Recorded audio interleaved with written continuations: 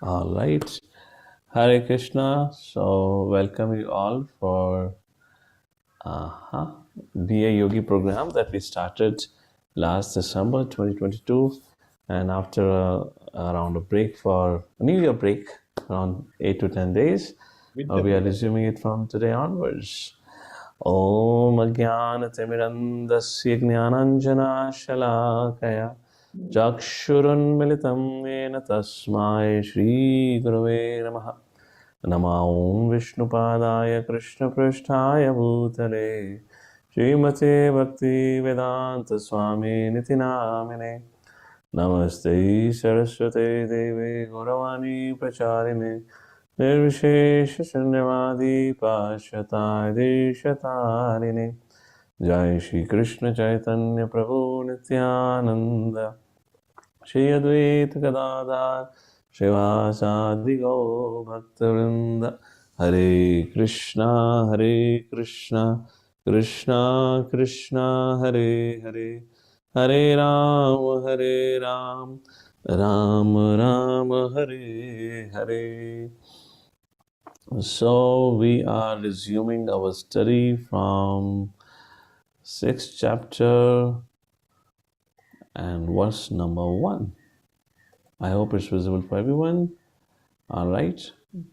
Chapter 6, text number 1. Correct, that's the one. Shri Bhagavan Uvacha Anashitaha Karma Phalam Karyam Karma Karoti Yah Sasanyasi Cha Yogi Cha Naniragna Chakriyaha. Just a quick recap so that we are kind of on the same page what's going on here. Then we'll start reading it. So what happened, let's do a quick recap of the first 5 chapters that we've discussed. At the end of the first chapter of Bhagavad Gita, Arjuna is confused. He kind of decides that he'll walk away from the battlefield. Chapter 2 begins with that confusion where he surrenders to Lord Shri Krishna. The confusion leads to an inquiry, and that inquiry leads to a surrender to Krishna. And then Lord Shri Krishna begins to instruct and tells Arjuna, you're not the body but spirit soul, from verse number 11 to verse number 30. After explaining that you're not the body but the spirit soul, now Krishna begins to tell him that you should perform your duty. And the very first thing he says, at least do it for your sake. Karma Kanda. If you win the war, enjoy the kingdom. You die in the battlefield, you go to heaven. So that was the discussion from verse number 31 to 38. And then verse number 39, Krishna said, well, what I just told you is an inferior way of, inferior purpose for performing a work, a duty. Rather than that, do it as Buddhi Yoga, which is called as Karma Yoga, Bhakti Yoga, which means do it for my pleasure. And that was a discussion from verse number 39 to 53. And if you do so, what will happen? You will attain a transcendental situation. You'll become a transcendentalist where you'll be perfectly situated. Sukhe, dukhe, samaya, kritma, lava, lava, jaya, jaya. You will be undisturbed. That will be the situation. So Arjuna thought, oh really? How do we identify such a transcendentalist who attained this position? That is a question asked in text number 54, 2nd chapter, and 55 verse onwards up to 72nd verse. There's a discussion about how does such a transcendentalist or a self-realized soul or Atmanam sits, talks, walks, eats, something like that, like that kind of the question asked. That's how 2nd chapter ended. And the 3rd chapter began with Arjuna raising another inquiry. He said, mighty Lord, thank you very much for clarifying my doubts. However, I'm still confused. What should I do? Are you asking me to perform Buddhi Yoga, where Buddhi is confusing with Jnana, which means I should renounce? Or you want me to actually fight in the war? So you confused Buddhi Yoga with Jnana Yoga, which means I should renounce. So that's where the inquiry happened, and Lord Shri Krishna talks about the importance of Karma Yoga in the 3rd chapter. And then Arjuna is, in verse number 30 of 3rd chapter, Krishna says, Mai sarvani karmani sanisyadhyatma chetasa nirashid nirmamutva niroga shema atmavan. So Krishna says, the purpose of all work, your work can become yoga if you do it for my pleasure, and how to do it, that's been explained in the 30th verse of 3rd chapter. Arjuna is kind of pacified, but he still has a doubt, which he raises in 36th verse. He says, Atha kena prayukto yam papam charati purushaha, baladive niyojitaha. Mighty Lord, I do understand what you're saying, but it is often seen when we're sitting in a classroom in front of a teacher, or if we are sitting in a temple hall listening to a lecture, it makes sense, and we are determined to follow it. But the moment we walk out of that association, our determination fades away. How many of you have that experience, right? It just fades away. Why it happens? That was a question asked by Arjuna 36 verse, and Krishna answers in the rest of the third chapter. Kamesha krodesha rajaguna samudra mahashanu mahapapam vidyanami valinam. And then Krishna says at the end of the third chapter that Arjuna, 42nd verse, or 42nd or 43rd verse, Arjuna, you can defeat this lust by cultivating transcendental knowledge. That's how your chapter 4 begins. Chapter 4 title is Transcendental Knowledge, and the first 9 verses, Lord Shri Krishna talks about what is transcendental knowledge. Who am I? Who is Krishna? Who is Jivatma? Relation between the two. And why this Supreme Personality Godhead, which is Krishna, appears in this world, and the history of Bhagavad Gita is discussed. Now, what is the advantage of the transcendental knowledge is discussed in 11th, 12th, and 13th verse. Transcendental knowledge destroys all misconceptions. 3 major misconceptions. All demigods and Krishna are same, wrong. All paths lead to the same destination, wrong. And caste system is exploitative, wrong. 11, 12, 13 verse talks about it. And then talks about that how transcendental knowledge, then we have a discussion on the karma actually. Not only that transcendental knowledge removes our misconception, transcendental knowledge also frees us from our karmic reactions. Then 14th verse onwards, or 15th verse onwards, or let's say verse number 24, there's a discussion on karma. How transcendental knowledge of Divya Gyan can destroy our sinful reactions. And then 25th verse onwards, there's a discussion about how do we gain transcendental knowledge. Krishna says by sacrifice. Sacrifice for brahmachari, grasthas, vanaprasthas, sannyasis, etc., etc. And list from verse number 25 to verse number 33, series of sacrifices, which confuses Arjuna. And Arjuna is pondering, my dear Lord, there are so many sacrifices to perform. Can you please tell me what is that one sacrifice that I should do at all times that will keep me on track? Does anyone know, would like to attempt, what is that one sacrifice that one should do that will keep one on the path of transcendence? Let's hear from our audience. I know it's not the best thing to really ask a question early in the morning, but I'm trying. Yes, Mother Priyanka, go ahead. False ego. False ego, yes. What does it mean, false ego? What do you need to do with false ego? When one thinks that everything is done by him. No, that's Prakriti Kriyamani Guna Karmani Sarvasha, that's third chapter. Ahankara Bhunatma Kartamiti Manate. What is that the highest sacrifice that one should perform to always remain on the path of transcendence? There's so many sacrifices being discussed from verse number 25 to verse number 33. What is that? It's related to false ego, correct? But what exactly is that? We surrender all actions. But how do you surrender all actions? That's the whole question about it. So, surrendering, doing for God, doing everything. Yeah, the same thing. Doing it for God. How do you do it for God? That's the whole question. So, very important. Tadvidi pranipatena pariprashnena sevya updekshanti te jnanam granina tatsvadarshana. Accepting a bona fide spiritual master. Through the process, through the surrender to bona fide spiritual master, we come to the path of transcendence. All right, that's what we discussed in 34th verse, and after that, the glories of transcendental knowledge is further described. And then the 4th chapter ends with Lord Shri Krishna making in the last 2 verses not equivocal statement, but Arjuna felt equivocal statement.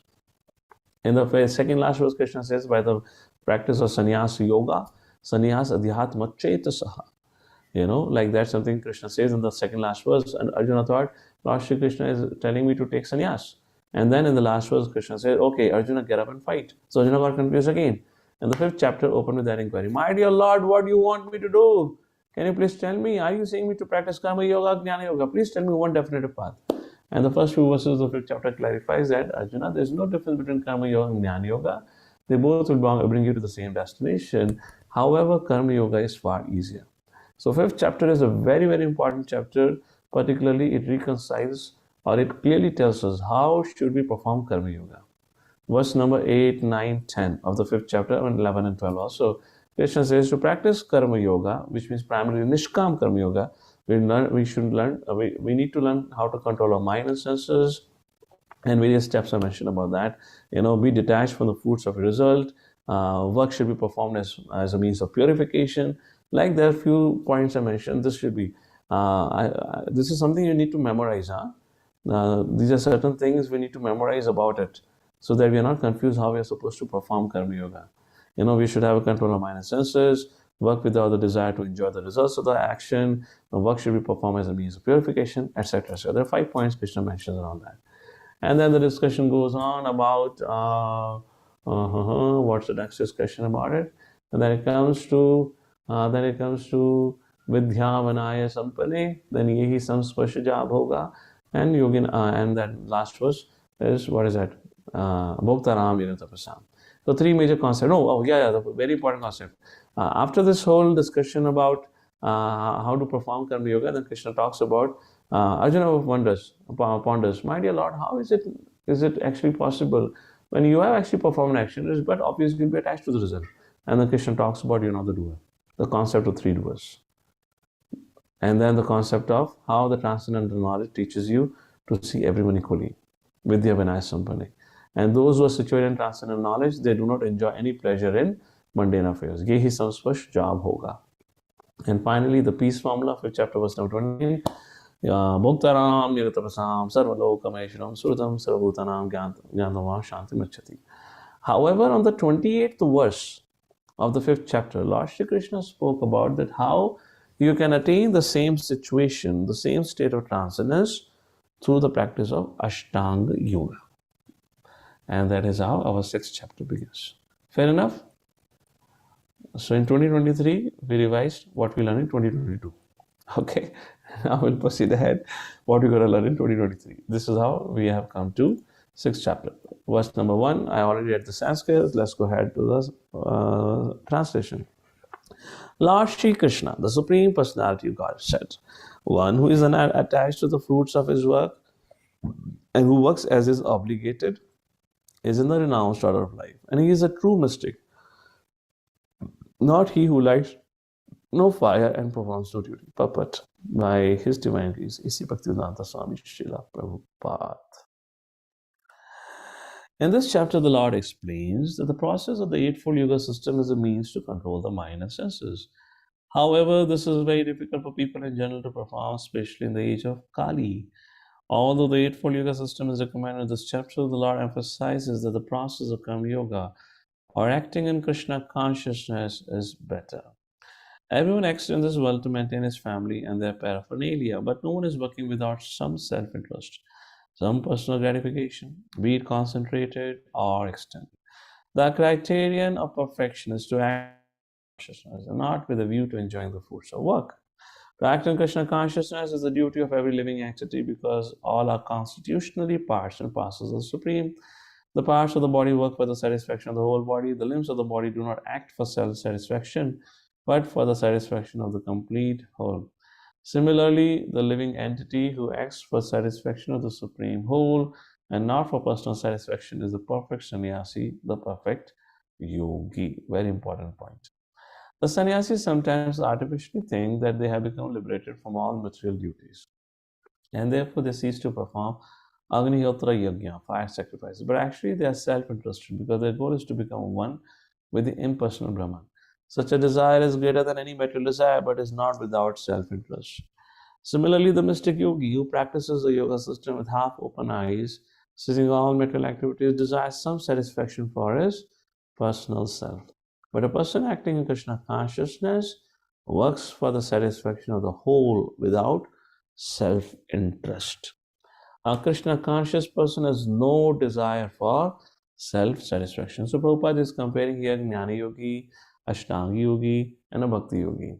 Jnana Yogi wants to merge into Supreme Brahman, become one. Mystic Yogi or Ashtanga Yogi wants to attain Ashtasiddhis or mystic perfections, and that's the reason for all his austerities, penances, etc. However, a Krishna conscious devotee or Krishna's devotee for that reason, he works, he performs every act that he does as an austerity or as a sacrifice, but with no self-interest. And this is a platform of pure love. Love means to serve. Love does not mean to have any selfish interest. That is what Prabhupada is writing.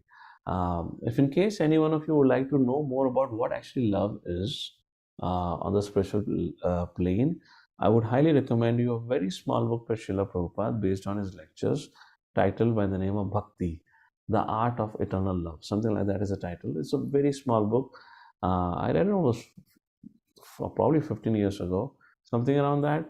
It took me probably a day or half a day to read it, and I really fell in love. I mean, what love is. So much people and so much media and newspaper, people talk about love, love, love. We actually get to know what love in that very small book, probably around 30, 40 pages maybe. But Prabhupada is speaking on nectar devotion and beautifully describes what love is. And that's the point being mentioned here. Love means, I'm just telling what love is, but Prabhupada is saying a Krishna conscious person has no desire for self satisfaction. That's platform of love. His criteria of success is the satisfaction of Krishna. And thus he is a perfect sannyasi, a perfect yogi. The Lord Chaitanya, the highest perfectional symbol of renunciation, prays in this way. Nadhanam najanam nasundarim kavidam va jagadisha kamahe mama janmani janmanishware bhavada bhakti rahitu ki. O Almighty Lord, I have no desire to accumulate wealth, not to enjoy beautiful women, nor do I want any number of followers. What I want only is the causeless mercy of your devotional service in my life, birth after birth.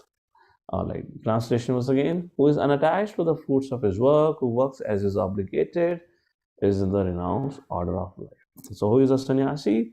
Who performs work being unattached to the results of his work, and who does his duty because as his obligation. In true sense, that is a sannyasi. That's what Krishna says. Text number 2. Yam sannyasam iti prahur yogam tam vidhi pandavaha. So, what renunciation iti prahur? What is renunciation? Yogam tam vidhi pandavaha. Nahi asannissata sankalpo yogi bhavati kashana. What is called renunciation? You should know. Yam sannyasam iti prahu. Prahu means described. Is same as yogam tam vidhi pandava. You should know to be same as yoga. Vidhi to know, O Pandava. Nahi asannisato sankalpo yogi bhavati kashana. For one can never become a yogi unless he renounces the desire for sense gratification. Sankalpa, desire for self-satisfaction. That's the point here. So sannyasi and yogi are one and the same if they have renounced the desire for self-satisfaction. Purport. Now, it's a subject matter in itself which I had been pondering lately because certain things happened where I got into this thinking of how to find satisfaction in our Krishna conscious life, because unless we find satisfaction, unless we are satisfied, our attraction to material allurements will not fade away. In fact, there are a lot of chances of relapses occurring in a life of a devotee where he might get attracted back again to the material affairs because somewhere he's probably lacking that satisfaction or not finding the juice anymore. There could be various reasons. But across the purpose of Srila Prabhupada, let's say Bhagavad Gita for that reason, Prabhupada mentions about satisfaction again and again. But I'm just highlighting, this is sometimes becomes a real challenge for devotees, what we call as a midlife crisis. So that's the time this subject matter of finding satisfaction and juice again in Krishna consciousness and spiritual life becomes a very important subject.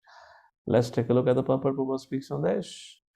Real Sannyasa Yoga Bhakti means that one should know his constitutional position as a living entity and act accordingly. Which means you are a Jivatma, Krishna is the Supreme Person Godhead, serve the Lord. That's all. The living entity has no separate independent identity. He is the marginal energy of the Lord, the Tasya Shakti. When he is entrapped in material energy, he is conditioned. And when he is in Krishna consciousness or aware of the spiritual energy, then he is in his real natural state of life. Therefore, when one is in complete knowledge, one ceases all mental sense gratification or renounces all kinds of sense gratificatory activities. This is practiced by the yogis who restrain the senses from material attachment. But a person in Krishna consciousness has no opportunity to engage his senses in anything which is not for the purpose of Krishna. Therefore, a Krishna conscious person is simultaneously a sannyasi and a yogi. Sannyasi means renounced, yogi means sense controlled. The purpose of knowledge and of restraining senses, as prescribed in the Jnana and Yoga process, is automatically served in Krishna consciousness. If one is unable to give up the activities of his selfish nature, then Jnana and Yoga are of no avail, no advantage. The real aim is for a living entity to give all selfish satisfaction and to be prepared to satisfy the Supreme. A Krishna conscious person has no desire for any kind of self-enjoyment. He is always engaged for the enjoyment of the Supreme. One who has no information of the Supreme must therefore be engaged in self-satisfaction, because no one can stand on the platform of inactivity. All purposes are perfectly served by practice of Krishna consciousness. Very beautiful. Incredible lines, actually. If I just want to make one quick point about it, Prabhupada is drawing a line here, very straightforward. If you are not Krishna conscious, truly Krishna conscious, you're going to be selfish, you're going to be envious. It is just unavoidable. How much ever the saintly the man and woman may look like, how much ever they may look like in a mode of goodness, what not, it is just not possible for an individual to not to be selfish, not to be envious, and not to be dissatisfied if a person is not properly situated on Krishna conscious platform. That is what the last few lines means. A Krishna conscious person has no desire for any kind of self-enjoyment. Is always engaged for the enjoyment of the Supreme. One has no information of the Supreme must therefore be engaged in self-satisfaction. If one is not connected in relationship with the Supreme Lord, there is no question of he being free from envy and free from dissatisfaction. There would be, without a doubt.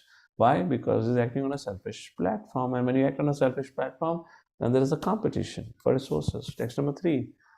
Aruksho maneryogam dharma karanamuchyate yogarudhasya tasyeva shamaha karanamuchyate.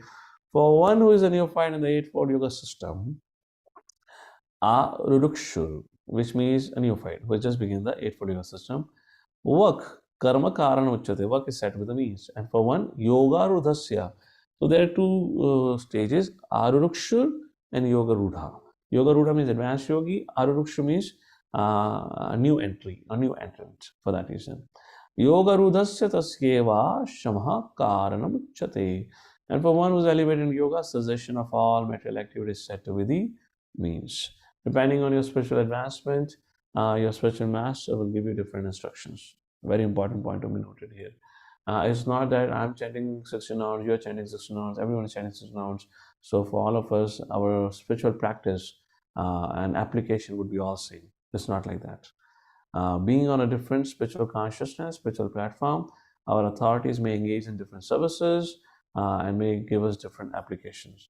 One of the application point from this verse for you to understand. Arurukshur, for him, the practice involved karma. Yoga Rudhasya, for him, practice involved giving up karma. Purport. The process of linking oneself with the Supreme is called yoga. It may be compared to a ladder for attaining the topmost spiritual realization. This ladder begins from the lowest mental condition of the living entity and rises up to perfect self-realization in pure spiritual life. According to various elevations, different parts of the ladder are known by different names, but all in all, the complete ladder is called yoga.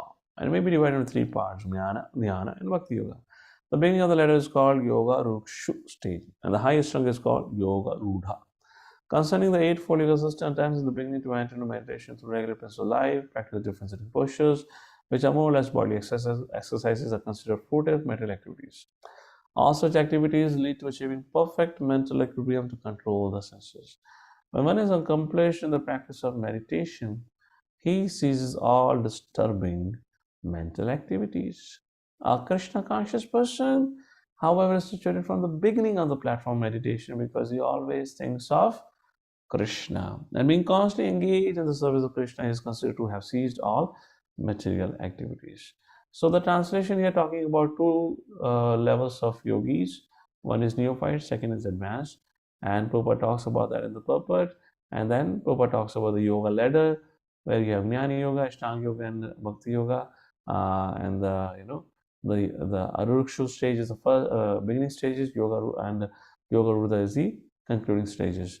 However, Prabhupada makes a point. For a Krishna conscious person, he is situated on the highest stage. Why? Because he's always in meditation, as he's always remembering Krishna. So Prabhupada, in other words, brings in the advantage of practicing Bhakti Yoga. Text number 4. Yadahi nendriyarteshu na karmashu anusajjate sarva sankalpa sannyasi yoga rudha taduchyate. So who is the yoga rudha? Taduchyate, it is described, such a person is Yoga Ruda, advanced yogi. What are the characteristics? A person is said to be elevated in yoga when, first, having renounced all material desires, he neither acts for sense gratification nor engages in votive activities. The foremost quality is a person said to be elevated in a yoga practice when who performs action but does not desire or does not have exploitative mentality towards the results. In other words, for a devotee, text number 30, chapter number 3, Mai Sarvani Karmani Sanyasidhyatma Chetasaha Nirashir Nirmamo Vatva Niroga Shema Atmavan. So, as a practicing devotee, we are already situated in an advanced platform if we perform our work in the spirit. That's the point Krishna says, and that is what we can learn as a practicing devotee's purports. When a person is fully engaged in the transcendental loving service of the Lord, he is pleased within himself, and thus he is no longer engaged in sense gratification or in fruitive activities. A very beautiful point here to be noted here. So we are talking about a little bit satisfaction, as I said. Sometimes a question comes, oh, where is my satisfaction, Krishna consciousness, etc., etc. So Prabhu says, when a person is fully engaged in transcendental loving service, fully engaged in the service of the Lord, he is pleased within himself, and thus he is no longer engaged in sense gratification of fruitive activities. So here's my question, and I'm elaborating on a theme of satisfaction here. We all have to ask, as progressive devotees, growing devotees, what is that service with which I identify myself? Krishna, this is for you. My dear Guru Maharaj, this is for you. First thing. Second thing, as a progressive devotees, we need challenging service opportunity as we are growing. Otherwise, we'll not find the juice. That is what Prabhupada is making a point. Let me just share the screen again for all of your reference. When a person is fully engaged in transcendental loving service of the Lord, he is pleased within himself and no longer engages in sense gratification of fruitive activities. Now, these services could be of different nature. One could find that satisfaction in chanting 64 rounds of Hare Krishna Mahamantra every day, or like 192 rounds of Hare Krishna Mahamantra, like Haridas Thakur. That's a very, very advanced stage. At our stage, because we have this, karmatmaka buddhi, action-oriented senses, we need to do some action. So we need to have some outreach activities, the preaching services. Every one of us should have it. And on that regard, we should have some responsibility. Either we should be managing the program, either we should act as a mentor for guiding the new people, we should be doing book distribution, or else we should be in the kitchen cooking. Something should be there. And as we keep moving on, we should have some more, different nature of services which are challenging. And that is how people like us, conditioned with karmatmaka buddhi, who have very action-oriented senses, that's how they can find the juice in Krishna consciousness, ongoing juice. Otherwise, if we like, just like, every morning when we wake up, we don't think about with which hand I'm going to take a toothbrush and brush. It becomes in an auto mode. Similarly, if a person is doing one service for a very long time, then it becomes in an auto mode. And when the thing goes in auto mode, which means mechanical, where you're not putting your consciousness anymore, then you don't find juice in it because you forget Krishna while doing the seva. Right? Think about when you're doing brush, how much you remember you're brushing actually. If it is in a mechanical mode, that's the point here. That's one of the things that we can take it as an action item. Otherwise, one must be engaged in sense gratification since one cannot live without engagement. And this is what is an example of midlife crisis. This is how the midlife crisis happens. If you're not having any, fully engaged in devotional service, what's going to happen? One must be engaged in sense gratification since one cannot live without engagement. And this is how the relapse happens. Without Krishna consciousness, one must be always seeking self-centered or extended selfish activities, me and mine.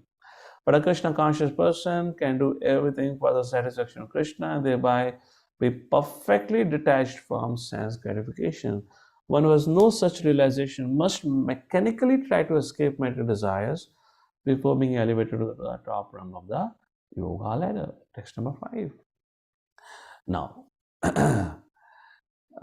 just to recap the discussion which is going on here, Lord Shri Krishna began the discussion about sannyasi and a yogi. A Krishna conscious person in true time and sense is both sannyasi and yogi. Sannyasi renounced, yogi controlled, or senses like that. Now to be able to perform, we are talking about Ashtanga Yoga from here. Text number 2 began the discussion on, text number 3, Yoga Rukshur and Yoga Rudhasya. Stages began, Ashtanga Yoga particularly addressed here. So the very important verse now comes, text number 5 and 6. How can you practice this Ashtanga Yoga? And the preliminary qualification for any yoga practice is control of mind. Text number 5. Which means for Bhakti Yogis also, this is a very important section. Udharadatmanatmanam na atmanam navasadayat atmaivai atmano bandhur atmaiva ripuratmana. Ripu means enemy. Bandhu means friend. Ripu means enemy. Udharas, Udhara means deliver. Atmanatmanam. Let's read the translation. Okay. One must deliver himself with the help of the mind, not degrade himself. The mind is a friend of the conditioned soul and his enemy as well. Purport. The word Atma denotes mind, body, soul, depending on different circumstances. In the yoga system, the mind and the conditioned soul are especially important. Since the mind is a central point of yoga practice, Atma refers here to the mind. The purpose of the yoga system is to control the mind and to draw it away from attachment to sense objects. It is stressed herein that the mind must be so trained that it can deliver the conditioned soul from the mire of me-science. Now, here's a question from my side to all of you. People say in modern time, oh, what is the need of Guru? मैं और मेरे लाला और ठाकुर जी, बस प्रेम में संबंध बना रहे और क्या आवश्यकता है? You tell me, how can you have that unless you have been trained to control your mind? Can anyone, when by our own personal study we cannot become an engineer or doctor, which is far easier than to control the mind, how can one train oneself to control the mind? It is impossible. Therefore, all those who say we don't need a teacher, we don't need a guru to make an advancement in our relationship with the Lord, they are the biggest fraud in the world, because it cannot happen unless by the personal presence of a teacher who trains us, who guides us, who chastises us, who encourages us, when our mind goes hither and thither. Continuing forward, in material existence, one is subjected to the influence of the mind and the senses. In fact, the pure soul is entangled in the material world because the mind is involved with the false ego, which desires to lord it over material nature. Therefore, the mind should be trained so that it will not be attracted by the glitter of material nature. No movies, no news, no cricket, etc., etc. In this way, the conditioned soul may be saved. One should not degrade oneself by attraction to sense objects. The more one is attracted by sense objects, the more one becomes entangled in material existence. Therefore, Prabhupada said, and therefore in Krishna consciousness, as a practicing Bhakta yogis, a spiritualist, we do not watch TV, we do not watch, any entertainment, because why?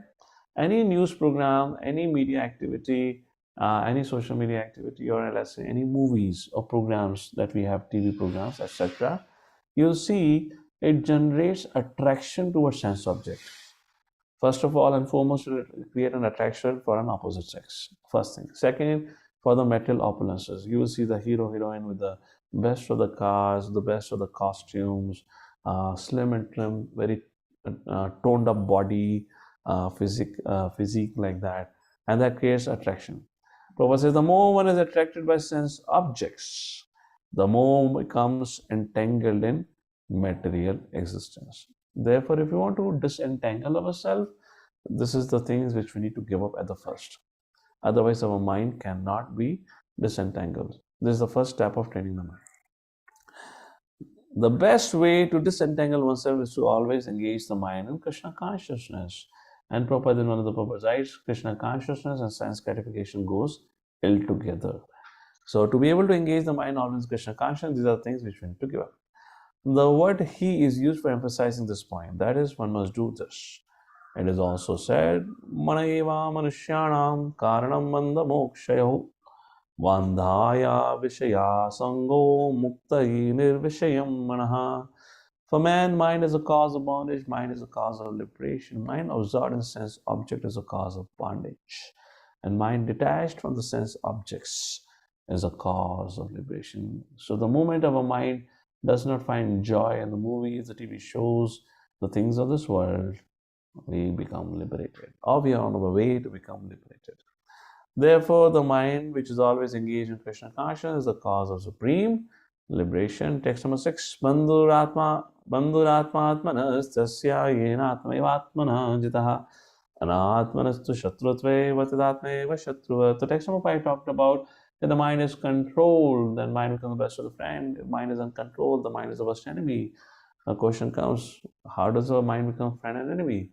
For him who has conquered the mind is the best of the friends. For one who has failed to do so, his mind will remain the greatest enemy. So the mind's state to be friend or enemy depends on us. Like Arjuna, he decided to bring his mind under control by accepting Krishna as a supreme authority, spiritual authority. Shishyasya sadimam tvam prapannam. And that's how he underwent training. By the end of the Bhagavad Gita discussion, all his doubts were nullified. His mind became stable. So we need to control and we need to train our mind. That's the point here. And when we practice the training of the mind, then gradually mind comes back to its natural state of being our friend, greatest friend, rather than in its default situation right now, which is the greatest enemy because it keeps distracting us. That is the point we mentioned here. It's 7:15, so we'll see the purport tomorrow. Maybe I can just quickly read the purport, short purport. The purpose of practicing Eightfold Yoga system, that is Ashtanga Yoga, is to control the mind in order to make it a friend in discharging human mission. Unless the mind is controlled, the practice of yoga is simply a waste of time. One who cannot control his mind is always the greatest enemy, and thus his life and his mission are spoiled. The constitutional position of the living entity is to carry out the order of the superior. As long as one's mind remains unconquered, and one has to serve the dictation of lust, anger, avarice, illusion, etc. But when mind is conquered, one voluntarily agrees to abide by the dictation of the Supreme Personality Godhead, who is situated in the heart of everyone as Paramatma. Real yoga practice entails meeting the Paramatma in the heart and then following his dictation, which means to be able to come to a stage where we can have direct face-to-face interaction, conversation with the Lord. First of all, we need to get trained up by the Lord's bona fide authority, a spiritual authority in the art of mind control. For one who takes to Krishna consciousness directly, perfect surrender to the dictation of the Lord follows automatically. Jagadguru Srila Prabhupada ki jai. We'll read text number 7 tomorrow onwards, where the qualities of Yoga Rudha, sannyasi or a yogi are discussed or described, what it means. With that, we come to conclusion, 7:17 today. And in New Year 2023, we have 24 participants. What a lucky number. One number more than 23. Great. We need to inspire our folks. Otherwise, by the end of first month of 2023, I doubt our number will go less than 22 then. All right. So in case if you have any comments or questions, send me a message on the WhatsApp. We'll take it there. It's time for the Shanati. I'm in temple today, so I'll have to leave for the Shanati. Thank you once again. Let me just see who are here to greet me on 2023. Who all are present here?